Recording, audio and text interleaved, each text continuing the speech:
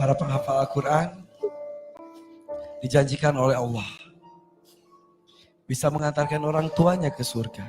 Bahkan bukan itu saja, akan dipasangkan mahkota paling bersinar, terang benderang yang menyilaukan mata di kepala orang tua para penghafal Al-Quran. Abi, pemandangan yang luar biasa sekali. Inilah pemandangan yang nanti akan terjadi di surga Allah Subhanahu wa Ta'ala. Rasulullah sallallahu alaihi wasallam bersabda, yaji'ul Qur'an fayaqul hallihi tajal karamah. Nanti Al-Quran akan datang dan berkata kepada Ahlul Quran, berkata kepada Allah Subhanahu wa Ta'ala, beri mereka pakaian, beri mereka mahkota kemuliaan, hallihi tajal karamah, beri mereka mahkota kemuliaan. Begitu para Ahlul Quran berlomba-lomba memasang mahkota kepada ayah bundanya, Al-Quran berkata lagi, zidhu, tambah lagi, zidhu, tambah lagi, hullatal karamah, perhiasan kemuliaan. Maka datanglah perhiasan kemuliaan, seluruh pakaiannya, seluruh diberi hiasan-hiasan kemuliaan. Lalu Al-Quran berkata, irdu anhu, maka Allah meridhai mereka. Demi Allah, saudaraku, inilah kemuliaan hakiki. Inilah kemuliaan yang dirindukan semua manusia yang punya fitrah dalam dirinya, yang punya hati nurani. Dan ini hanya bisa dilakukan oleh mereka yang hidup bersama Al-Quran, bersungguh-sungguh menghafal Al-Quran, bersungguh-sungguh hidup di bawah naungan Al-Quran. Di manakah anak-anak kita yang selama ini ternyata mereka berbangga-bangga dengan capaian dunia, dengan harta yang megah? Di manakah mereka? Mereka tidak bisa melakukan seperti ini. Saudaraku, jika masih ada kesempatan, ayo kita berlomba-lomba, bersungguh-sungguh untuk memuliakan Al-Quran, bersahabat dengan Al-Quran. Kita ajak anak-anak kita, keluarga kita, untuk selalu membaca di rumah-rumah kita Al-Quran. Dan biasakan kita bersahabat dengan Al-Quran. Sekali lagi terima kasih para orang tua. Boleh tepuk tangan untuk mereka. Bismillahirrahmanirrahim. Alhamdulillah, mudah-mudahan kita dapat ambil iktibar daripada apa yang Abi paparkan sebentar tadi. Mudah-mudahan kita dapat bersahabat dengan Al-Quran. Mudah-mudahan kita dapat mengajak keluarga kita, mengajak ahli keluarga kita yang lain, mengajak sahabat-sahabat kita dapat bersahabat dengan Al-Quran. Okay, alhamdulillahirabbil alamin, wassalatu wassalamu ala asyrafil anbiya'i wal mursalin wa ala alihi wa sahbihi ajma'in. Amma ba'.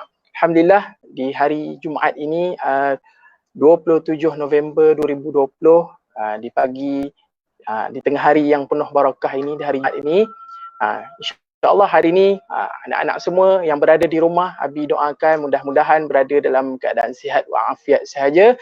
Dan tidak lupa juga kepada penonton-penonton yang berada di rumah supaya stay tune, tunggu sehingga akhir apa yang kita yang bakal saya kongsikan pada hari ini, bakal Abi kongsikan pada hari ini.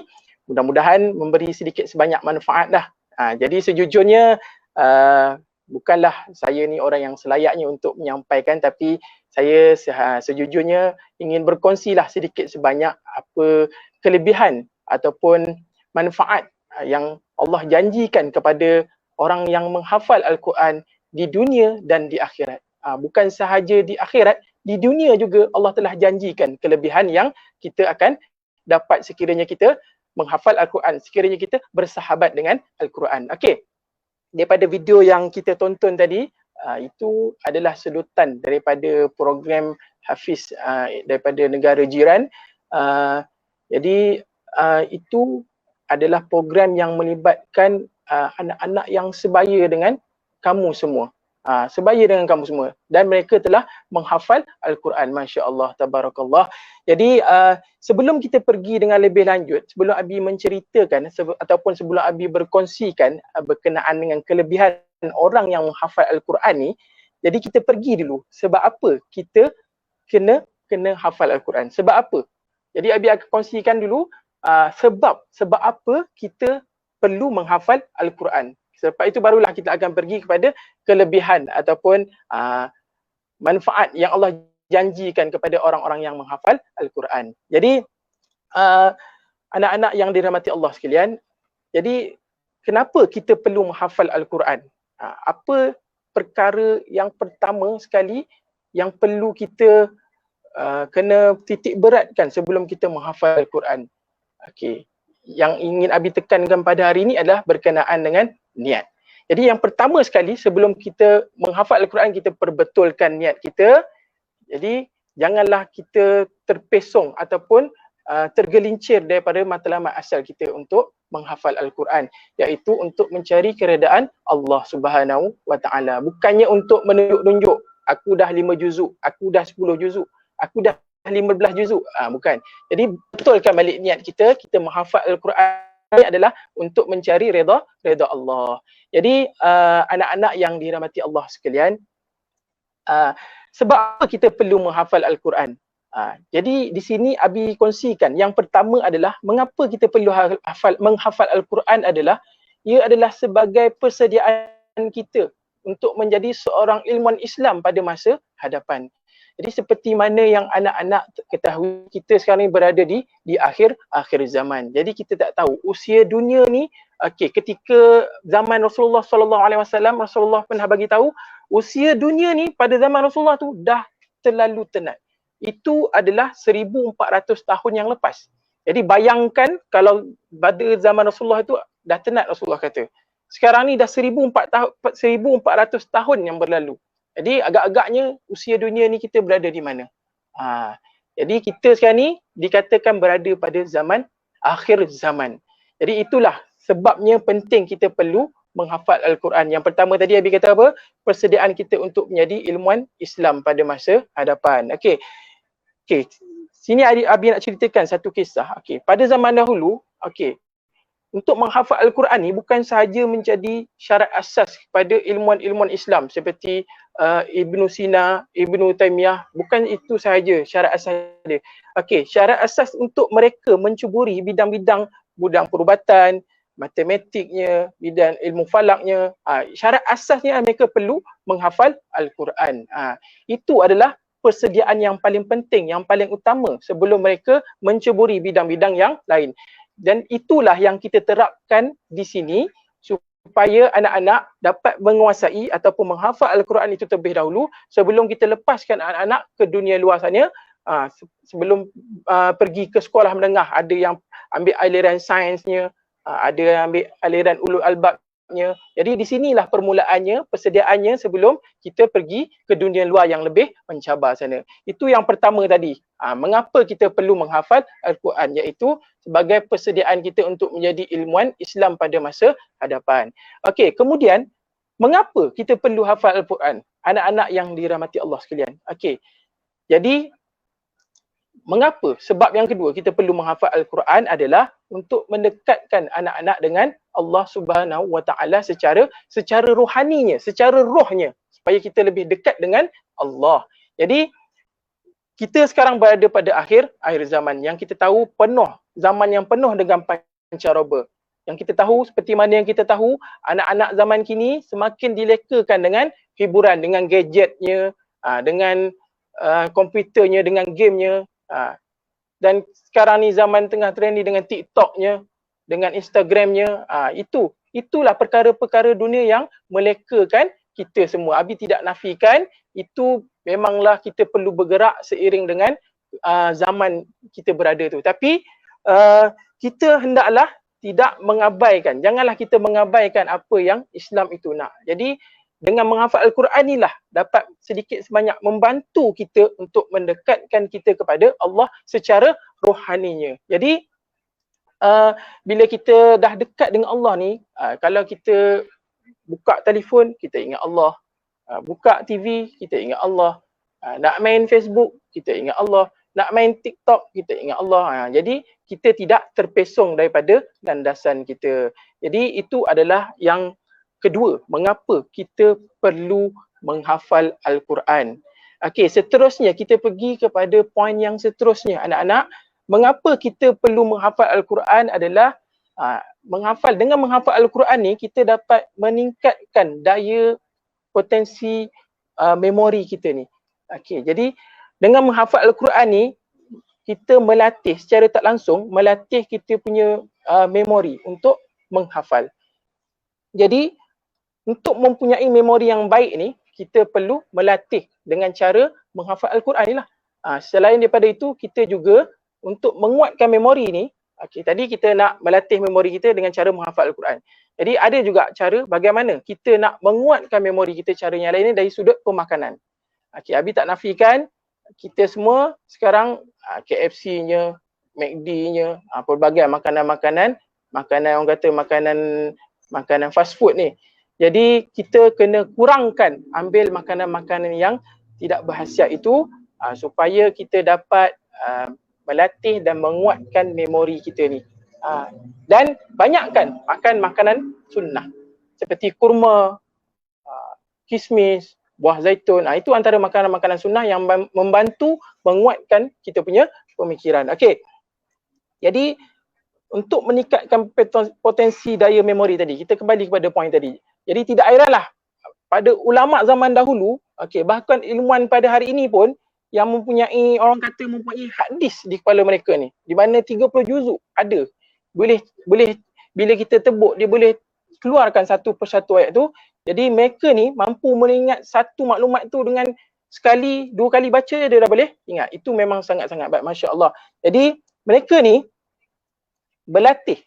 Itu hasilnya daripada latihan yang mereka telah lalui sejak daripada kecil. Jadi banyak sahaja yang kita dapati sahabat ufas kita yang menjadi seorang pelajar dan ilmuwan yang hebat. Jadi Abi tidak nafikan kita pun telah berjaya melahirkan 15 juzuk, 16 juzuk, 10 juzuk, dah ramai dah.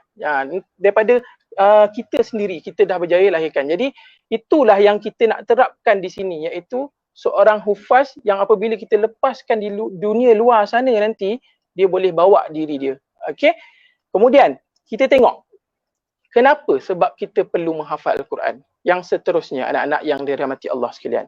Okey, kita menghafal Al-Quran ni, itu adalah sebagai bukti kecintaan kita kepada empunya Al-Quran itu sendiri. Siapa empunya Al-Quran itu? Allah Subhanahu Wa Taala. Jadi jika peminat K-pop sanggup menghafal lirik-lirik lagu K-pop yang tak difahami pun, tapi bagaimana pula kita? Adakah kita sebagai seorang Islam, sanggup tak kita mengorbankan masa kita untuk menghafal Al-Quran? Cuba kita renung-renungkan kembali. Kalau kita sanggup untuk menghafal lirik lagu K-pop tu, mengapa tidak kita luangkan masa kita untuk menghafal Al-Quran? Daripada kita membuang masa dengan melakukan perkara-perkara yang tidak berfaedah. Main game, tengok TV, bila sampai masa untuk tasmik, habis saya tidak bersedia lagi. Itu bukanlah sifat ataupun ciri-ciri pelajar yang ingin menjadi seorang hafiz. Jadi mudah-mudahan kita dijauhi daripada sifat-sifat yang macam tu. Jadi kita kembali balik kepada landasan sebenar kita, istighfar balik, perbetulkan balik niat kita. Itu adalah sangat penting. Mengapa kita perlu menghafal Al-Quran? Iaitu untuk membuktikan kecintaan kita kepada empunya Al-Quran itu sendiri, iaitu Allah Subhanahu Wa Taala. Janganlah kita cinta kepada K-pop tu, sanggup kita menghafal lirik-lirik lagu tu berjam-jam walhal kita tak faham pun maknanya. Tetapi untuk kita luangkan masa 1 atau 2 jam untuk menghafal Al-Quran, kita rasa terlalu berat. Na'udzubillah min zalik. Mudah-mudahan kita dijauhi daripada sifat-sifat yang tidak berfaedah macam tu. Okey. Barulah seterusnya Abi akan masuk kepada poin yang sebenarnya hari ini, iaitu kelebihan yang Allah berikan kepada orang yang menghafaz Al-Quran di dunia bahkan di akhirat. Di dunia saja Allah dah janjikan kelebihan orang yang menghafaz Al-Quran ni, apatah lagi di akhirat nanti. Okey, kelebihan orang yang menghafaz Al-Quran ni. Okey, Abi akan bagi kepada dua. Abi akan terangkan kepada kelebihan di dunia terlebih dahulu, baru kita pergi kelebihan orang yang menghafaz Al-Quran di akhirat nanti. Okey, di dunia. Okey, di dunia ini Allah menjanjikan orang yang menghafaz Al-Quran ini adalah merupakan VVIP Allah Subhanahu Wa Taala. VVIP ni tahu tuan-tuan, anak-anak semua. VVIP ni kalau orang kata, kalau kita ni lah ramai main VVIP ni, kalau jalan ni orang bentangkan kapet merah. Itu VVIP. Itu kalau orang sesama manusia lah. Tetapi kita ni, Allah janjikan kita sebagai penghafaz Al-Quran ni, kita ni VVIP di dunia, VVIP Allah. VVIP, very very important person, very dua kali very. Itu yang Allah janjikan orang yang menghafal Al-Quran ni merupakan VVIP Allah di dunia. Okey. Sebagaimana riwayat Ibnu Majah, sesungguhnya Allah memiliki kerabat-kerabatnya di kalangan manusia. Lalu mereka bertanya lagi kepada Rasulullah, siapakah mereka ya Rasulullah? Jawab baginda, mereka adalah ahli Quran. Mereka lah kerabat Allah dan orang-orang pilihannya. Nampak? Di dunia ni, siapakah kerabat-kerabat Allah ni? Rasulullah menjawab, kerabat-kerabat Allah di dunia ni adalah mereka ahli Al-Quran. Siapa ahli Al-Quran? Kita lah kita. Kita yang menghafal Al-Quran, kita yang bersahabat dengan Al-Quran, inilah kita, ahli Al-Quran. Jadi ahli Al-Quran inilah Allah kata VVIP Allah di dunia. Itu kelebihan yang pertama yang Allah janjikan kepada orang yang menghafal Al-Quran di dunia. Jadi seterusnya, apa kelebihan kita menghafal Al-Quran ni, Abi? Saya menghafal Al-Quran ni, kita dapat apa, Abi? Yang pertama tadi Allah dah janjikan kita adalah VVIP Allah di dunia. Yang kedua, kita sebagai penghafal Al-Quran ni Allah janjikan, di dunia ni kita diangkat sebagai pemimpin. Di mana ada satu riwayat yang menceritakan, ketika selepas perang Uhud, di mana terdapat para syuhada yang gugur dalam perang Uhud tu, kemudian Rasulullah bersabda, manakah di antara keduanya yang lebih banyak hafalan Al-Quran ni? Di antara syuhada yang gugur tu, Rasulullah tanya, manakah di antara mereka ni yang banyak hafalannya? Ketika ditunjuk salah satunya, maka beliau mendahulukan pemakaman di liang lahat. Maknanya Rasulullah mendahulukan orang yang banyak hafalan Al-Qurannya untuk dikuburkan. Nampak? Begitu Rasulullah memuliakan orang yang menghafal Al-Quran ni. Nampak? Itu yang pertama tadi. Allah mengangkat kita sebagai VVIP Allah di dunia. Yang kedua, kita ni dimuliakan oleh Rasulullah. Sebab apa? Telah dibuktikan pada perang Uhud yang 1400 tahun yang lepas. Di mana para sahabat yang gugur dalam perang Uhud tu, Rasulullah sebelum nak kebumikan mereka, Rasulullah tanya dulu, di antara mereka ni, mana yang banyak hafalan Al-Qurannya? Jadi ketika ditunjukkan orang itu, maka Rasulullah mendahulukan orang itu untuk dikebumikan. Nampak? Begitu Rasulullah memuliakan orang-orang yang menghafal Al-Quran ni. Jadi poin yang penghafal Al-Quran juga diangkat sebagai pemimpin tadi, bila kita dah hafal Al-Quran, kita dah bersahabat dengan Al-Quran, maka bila kita berada kat rumah anak-anak tu, cuti PKP ni, jadilah kita sebagai imam di rumah. Bila nak solat maghrib berjemaah, kitalah yang ke depan untuk menjadi imam. Bila nak solat subuh, kita bangun kejutkan ahli keluarga kita yang lain. Jadi kita ni sebagai contoh kepada ahli-ahli keluarga yang lain. Jadi secara tak langsung kita angkat diri kita menjadi seorang pemimpin di rumah nanti. Jadi seterusnya, poin yang seterusnya, mengapa kelebihan ataupun kelebihan yang Allah berikan ketika kita di dunia. Okey. Al-Quran ni ketika di dunia dia menjanjikan kebaikan kepada orang yang menghafalnya, orang yang menjaganya, orang yang bersahabat dengannya. Seperti mana riwayat baginda sallallahu alaihi wasallam, khairukum man ta'allama al-Quran wa 'allamahu. Sebaik-baik kamu adalah orang yang mempelajari Al-Quran dan mengajarkannya. Jadi itu kelebihan yang Allah beri ketika kita di dunia. Kita, Allah Al-Quran ni menjanjikan kebaikan kepada kita. Rasulullah sendiri yang kata, orang sebaik-baik kamu, sebaik-baik kita, sebaik-baik manusia adalah orang yang mempelajari Al-Quran, iaitu kita, dan yang mengajarkannya pun kita juga. Jadi itu kelebihan yang Rasulullah beritahu kepada kita 1400 tahun yang lepas. Orang yang baik antara kamu, sebaik-baik kamu adalah orang yang menghafal Al-Quran dan mengajarkannya. Jadi apabila kita dah belajar Al-Quran ni, kita dah hafal, dah 16 juzuk, 15 juzuk, 10 juzuk, janganlah kita sombong. Janganlah kita sombong dengan orang lain. Janganlah kita sombong dengan Allah. Walaupun kita ni seorang penghafal Al-Quran, kita dah banyak ilmu kita dah menguasai pelbagai ilmu, janganlah kita sombong untuk berkongsikan ilmu yang kita ada itu dengan orang lain, dengan sahabat-sahabat yang lain, dengan ahli keluarga kita sendiri yang paling terdekat. Jadi itu adalah kelebihan yang Allah janjikan di dunia yang Abi dapat gariskan pada hari inilah. Jadi seterusnya kita pergi kepada ganjaran ketika kita di akhirat. Kalau tadi Abi ceritakan ganjaran ketika di dunia, ganjaran yang Allah janjikan ketika di dunia, kelebihan yang Allah janjikan ketika di dunia.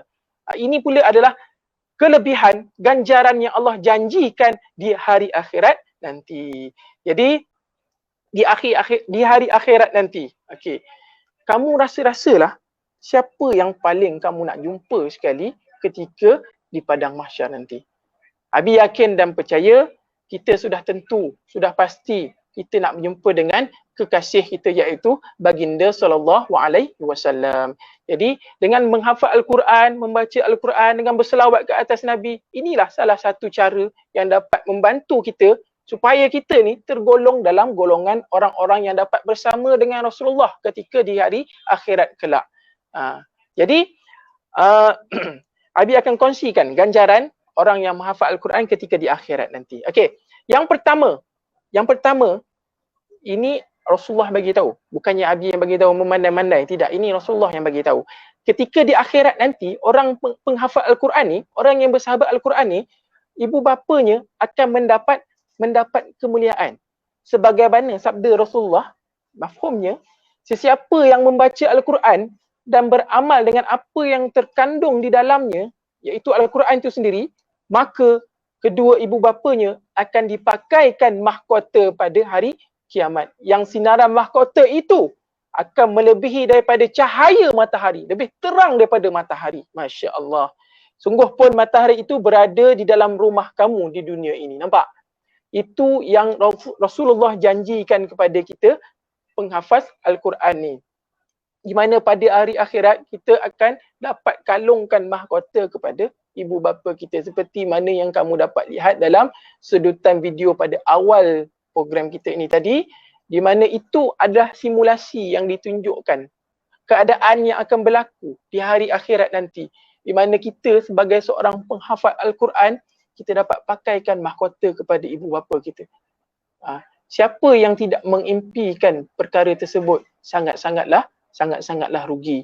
Di mana pada hari akhirat kita dapat tarik ibu bapa kita untuk masuk ke dalam syurga bersama-sama dengan kita. Allahu besarnya cintanya, kasihnya Allah dan Rasulullah kepada umatnya, kepada kita, kepada hambanya. Kita inilah hambanya sebagai seorang yang menghafal Al-Quran. Jadi Abi harap kita sama-sama dapat menghafal dan menjaga hatta bersahabat dengan Al-Quran itu sendiri. Jadi kita pergi kepada poin yang seterusnya. Kelebihan yang kita dapat di akhirat apabila kita menghafal Al-Quran nanti. Jadi Rasulullah menjanjikan orang yang menghafal Al-Quran ni, anak-anak, akan mendapat syafaat, akan mendapat pertolongan Rasulullah ketika di hari akhirat nanti. Sebagaimana Rasulullah bersabda daripada Abu Umamah radhiyallahu anhu, ia berkata, aku mendengar Rasulullah sallallahu alaihi wasallam bersabda, bacalah olehmu Al-Quran. Bacalah olehmu Al-Quran. Olehmu tu siapa? Kita ni lah sebagai umat Islam ni, bacalah Al-Quran. Sesungguhnya ia akan menjadi pemberi syafaat pada hari kiamat kepada para pembacanya ataupun para penghafalnya. Nampak? Al-Quran itu sendiri akan memberi syafaat kepada kita pada hari akhirat nanti. Itu apa yang Rasulullah kata. Bukannya Abi memandai-mandai, tidak. Ini apa yang Rasulullah sampaikan kepada kita 1400 tahun yang lepas. Rasulullah janjikan orang yang menghafal Al-Quran ni nanti pada hari kiamat, Al-Quran itu sendiri akan datang memberi syafaat, memberi pertolongan kepada kita. Okay, Abi minum air sekejap. Ada anak yang dirahmati Allah sekalian. Di samping itu juga, Al-Quran ni, dia secara tak langsung, bukan secara tak langsung. Memang Rasulullah dah janjikan. Dia akan membantu kita ketika di dalam kubur nanti. Kalau nak cerita kisah kubur ni, okay, Abi ceritalah sedikit pengalaman Abi. Abi ni dulu pernah duduk di satu pondok lah. Okay, tak perlulah ceritakan di mana. Dan di satu pondok tu, pondok yang Abi duduk ni, dia ada buat satu macam liang lahat tau. Siapa yang degil, yang tak dengar cakap, yang tak nak menghafal, dia akan masukkan orang yang nakal tu duduk dalam liang lahat tu. Dia macam kubur betul. Macam kubur betul, kita duduk dalam tu, dia ada liang lahat, baring dalam tu. Bila kita baring dalam tu, duduklah situ semalaman. Besok pagi baru keluar. Jadi bila kita duduk dalam tu, Abi masuk dalam tu. Okay, Abi ni boleh dikatakan nakal lah dulu. Masa zaman Abi dulu, Abi ni boleh dikatakan nakal lah. Jadi nak dijadikan cerita, Abi kena masuk dalam yang lahat untuk satu malam. Jadi bila duduk dalam tu gelap, gelita, walhal Abi buka mata tapi tak nampak apa-apa. Seolah-olah macam kita tutup mata. Jadi masa tu datanglah macam-macam berfikir. Macam manalah aku nanti dalam kubur nanti. Macam manalah kubur aku nanti gelap nanti. Banyaknya dosa aku. Jadi Al-Quran inilah yang akan datang membantu kita ketika kita di dalam kubur nanti. Di mana siapa yang membaca Al-Quran, kuburnya akan diterangi oleh Allah Subhanahu Wa Taala. Itu apa yang Rasulullah janjikan kepada orang yang menghafal Al-Quran. Jadi kamu nak ke nanti dalam kubur seorang-seorang, gelap gelita, tak ada orang lain. Kamu seorang-seorang je dalam tu. Takut tak? Takut. Jadi kalau nak kubur kamu terang, samalah betul niat kita. Mulai hari ini kita berazam untuk menjadi seorang penghafal Al-Quran. Seorang yang bersahabat dengan Al-Quran. Pergi mana-mana kita bawa Al-Quran tu, maknanya bawa Al-Quran tu dalam diri kita. Diri kita ni mencerminkan apa yang kita pelajari daripada Al-Quran. Okey. Seterusnya, kita tengok apa kelebihan ataupun manfaat Al-Quran kepada kita sebagai penghafal Al-Quran di hari akhirat nanti. Okey. Di hari akhirat nanti, penghafal Al-Quran akan mendapat bonus berlipat kali ganda. Masya Allah. Bonus apa? Okey, Rasulullah sebutkan dalam sabda baginda, mafhumnya, sesiapa yang membaca satu huruf daripada kitab Allah, iaitu Al-Quran itu sendiri, maka baginya tu kitalah pembaca Al-Quran, maka baginya dengan Al-Quran, pahala dan pahala digandakan 10 sebagaimananya. Maknanya aku tidak katakan bahawa alif lam mim itu satu huruf, tetapi alif itu satu huruf, lam itu satu huruf dan mim itu satu huruf. Kamu bayangkanlah berapa banyak pahala yang kamu dapat. Bismillah saja dah berapa banyak pahala yang kamu dapat. Jadi rugi ke kita menghafal Al-Quran? Rugi ke kita baca Al-Quran ni? Tidak rugi, sebab Allah menjanjikan pahala yang berlipat kali ganda kepada kita di hari akhirat kelak. Kalau pahala dah banyak anak-anak, agak-agak ke syurga ke neraka kita? Kalau pahala kita banyak anak-anak, agak-agak ke syurga ke neraka kita anak-anak? Sudah pastinya ke syurga Allah Subhanahu Wa Taala. Itulah yang kita impikan. Itulah matlamat kita hidup di dunia ni hanyalah sementara anak-anak. Jambatan. Dunia ni adalah jambatan untuk kita ke akhirat nanti. Jadi di akhirat nanti sudah pasti kita setiap orang Islam ni mengimpikan syurga Allah itu Subhanahu Wa Taala. Syurga Allah Subhanahu Wa Taala itu anak-anak. Betul? Jadi rugi ke kita menghafal Al-Quran? Rugi ke anak-anak? Rugi ke? Tidak rugi. Jadi tepuk dada, tanya diri anak-anak, rugi ke aku ni menghafal Al-Quran? Berbanding dengan kita tengok telefon, main game, tengok TV, dapat pahala? Wallahu alam. Jadi yang tentu Allah janjikan, Rasulullah janjikan, dengan membaca Al-Quran inilah kita akan dapat pahala yang berlipat kali ganda anak-anak. Jadi anak-anak, Abi harapkan sama-sama kita perbetulkan niat kita anak-anak menghafal Al-Quran ni bukan sebab nak menunjuk-nunjuk, bukan sebab mak ayah suruh, bukan sebab terpaksa, tidak. Ini adalah jalan yang kamu pilih. Ini apa yang kamu nak dalam hidup kamu. Menjadi seorang penghafal Al-Quran ini adalah impian. Abi tidak nafikan ramai. Hatta abi-abi dan umi-umi kamu sendiri pun. Ramai dari kalangan mereka ni yang menghafal Al-Quran. Hebatnya mereka ni. Dan nanti kita akan kongsikan bagaimana pengalaman perih jerihnya menghafal Al-Quran ni. Ya, beritahu memang sangat-sangat penat, sangat-sangat mencabar. Tapi seperti Abi bagi tahu di awal tadi, kita sama-sama perbetulkan niat kita menghafal Al-Quran sebabnya kita nak apa sebenarnya kita menghafal Al-Quran. Perbetulkan niat kita. Perbetulkan niat kita. Kita menghafal Al-Quran ni adalah untuk mencari redha Allah. Dan untuk menuju tujuan utama kita di akhirat nanti, iaitu syurga Allah Subhanahu Wa Taala. Jadi, Abi harapkan anak-anak di rumah sana, Allahu alam, Abi harapkan semuanya sihat-sihat sahaja, menghafal Al-Quran di rumah, banyak masa, betul? Masa banyak. Jadi masa yang terluang tu Abi harapkan kamu gunakan betul-betul untuk menghafal Al-Quran, mengulang kaji pelajaran, supaya manfaatnya nanti akan berbalik kepada diri kamu sendiri, berbalik kepada keluarga kamu sendiri juga, berbalik kepada mak ayah kamu juga. Kamu tak nak ke? Allah janji, Rasulullah janji ni. Siapa yang menghafal Al-Quran dapat pakaikan mahkota kepada mak dan ayahnya dan dapat menarik mereka masuk ke dalam syurga nanti. Allahu Akbar. Itu adalah impian setiap orang anak. Setiap anak mengimpikan macam tu. Kita nak bersama-sama dengan mak dan ayah kita di dalam syurga, betul? Kamu bayangkanlah bila kita dah mati nanti, terputuslah hubungan kita dengan mak ayah. Bila lagi kita dapat berjumpa dengan mak dan ayah kita? Sudah tentunya di syurga Allah nanti. Sebagai penghafal Al-Quran, kamu pastinya menginginkan untuk memakaikan mahkota kepada mak dan ayah kamu dan menarik mereka sama-sama masuk ke dalam syurga.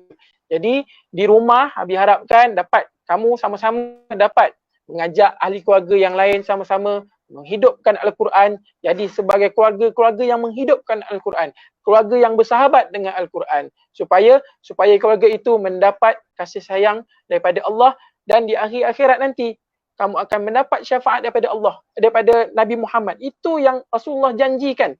Bukannya Abi cakap, ini Rasulullah janjikan. Siapa yang membaca Al-Quran akan mendapat syafaat, mendapat pertolongan oleh Rasulullah di hari akhirat nanti. Jadi Abi rasa, minum sekejap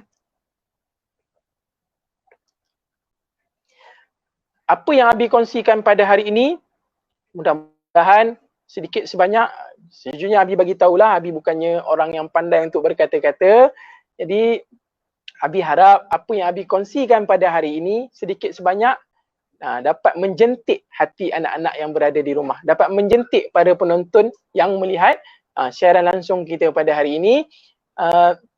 Jadi sekiranya ada salah dan silap, Abi mohon ampun dan maaf di hari Jumaat ini, di hari Jumaat yang penuh barakah ini. Sebelum kita akhiri kita punya sesi sentuhan kolbu untuk siri yang pertama untuk minggu ini, Abi rasa kita sudahi dengan membaca doa dulu, okey? Sama-sama kita tadah tangan, kita baca doa sama-sama, okey?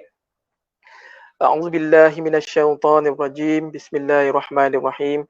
Alhamdulillahi Rabbil Alamin. Wassalatu wassalamu ala ashrafil anbiya'i wal mursalin wa ala alihi wa sahbihi ajma'in. Hamdan hamidin, hamdan syakirin, hamdan ni'amahu wa yukafi'u mazidah. Ya Rabbana lakal hamdu kama yanbaghi li jalali wajhika wa azim sultanik. Allahumma salli wa sallim ala sayyidina Muhammadin wa ala alihi wa sahbihi ajma'in. Allahumma ighfir lana dhunubana wa liwalidina warhamhuma kama rabbawna shighara.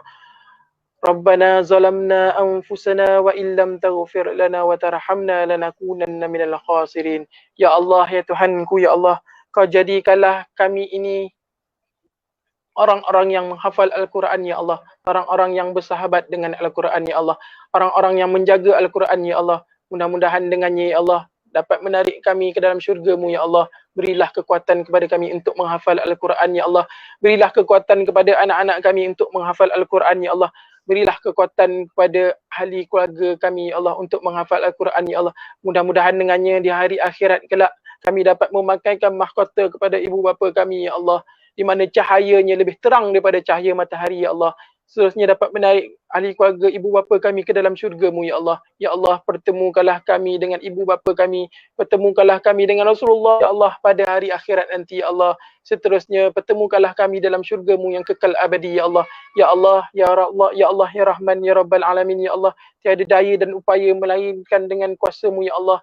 Berilah kekuatan kepada kami, ya Allah, untuk menghafal Al-Quran, ya Allah. Berilah kekuatan kepada kami, ya Allah, untuk menghafal Al-Quran, ya Allah. Berilah kekuatan kepada anak-anak kami untuk menghafal Al-Quran, ya Allah.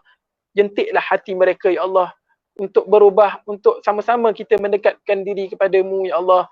Ya Allah, ya Rahman, ya Rabbal Alamin. Rabbana atina fid dunya hasanah wa fil akhirati hasanah wa qina azaban nar. Wa sallallahu ala sayyidina Muhammad wa ala alihi wa sahbihi wa baraka wa sallam. Walhamdulillahi rabbil alamin. Amin ya rabbal alamin. Jadi mudah-mudahan sedikit sebanyak memberi manfaat. Jadi janganlah ilmu yang Abi sampaikan itu terhenti di sini sahaja. Sampaikanlah, kongsikanlah kepada ahli keluarga kamu yang lain, kepada mak ayah yang berada di rumah. Ceritalah dekat mak ayah kamu. Mak, tadi Abi cerita kalau kita hafal Al-Quran ni, saya dapat tarik mak masuk dalam syurga nanti. Kongsikan kepada mak kamu. Mudah-mudahan dengan apa yang Abi sampaikan ini, sedikit sebanyak dapat menjentik hati-hati kamu dan hati-hati keluarga kamu yang lain, supaya kita sama-sama dapat menghafal Al-Quran dan bersahabat dengan Al-Quran. Wallahu a'lam, itu sahaja untuk hari ini. Assalamualaikum warahmatullahi wabarakatuh dan terima kasih.